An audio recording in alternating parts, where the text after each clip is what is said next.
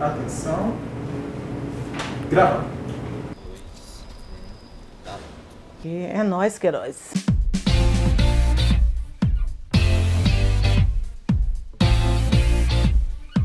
Olá pessoal, meu nome é Camila, eu sou do canal Peixe Babel e só para contar um pouquinho da história para vocês, o canal ele nasceu totalmente despretensioso, porque na época eu trabalhava com robótica, futebol de robôs, que era uma coisa bem empolgante na minha vida, então eu tinha muita vontade de falar.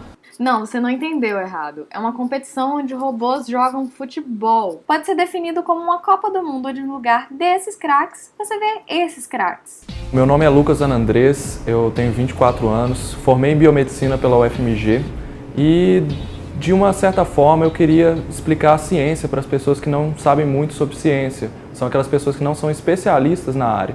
Eu sou professora Marlise Matos, coordeno aqui na UFMG o Núcleo de Estudos e Pesquisas sobre a Mulher e sou professora associada do Departamento de Ciência Política. Esse canal Não é Ideologia, ele surgiu de um gigantesco desconforto de alguns professores como eu, né? Nós temos professores aí do Departamento de Comunicação, professores da Psicologia, professores da História, né, da Sociologia, que estão muito incomodados, né, com essa discussão que está tomando o espaço público cada vez mais, que é de dizer que gênero é ideologia. Comecei a fazer vídeos falando sobre as competições que a gente participava, como que a gente fazia, né, programava o time, quais que eram os desafios, simplesmente falar por falar.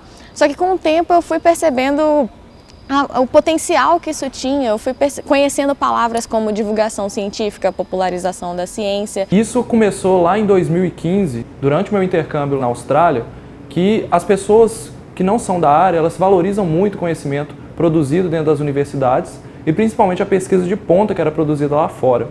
E aí eu vi que dentro do Brasil isso não tinha tanto, faltava uma valorização da ciência. Além disso, eu tinha um blog que eu contava coisas pessoais e de repente eu resolvi fazer um texto sobre câncer, que é um assunto que eu já estava estudando lá na época. E esse texto, muitas pessoas, inclusive que tinham câncer, leram o texto. Muitas pessoas que não sabiam como o câncer começava, leram o texto e gostaram.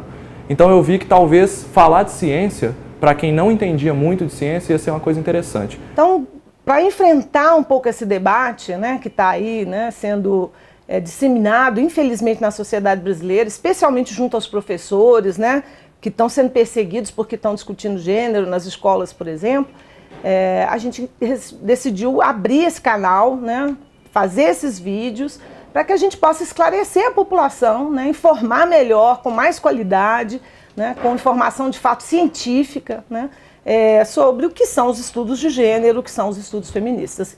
A gente tenta, e os vídeos são esse esforço, né, de falar numa linguagem que possa ser mais corriqueira, numa linguagem que não é simples, porque a nossa discussão é uma discussão que permanece no campo dos estudos científicos, dos estudos acadêmicos, mas a gente faz esse esforço de traduzir.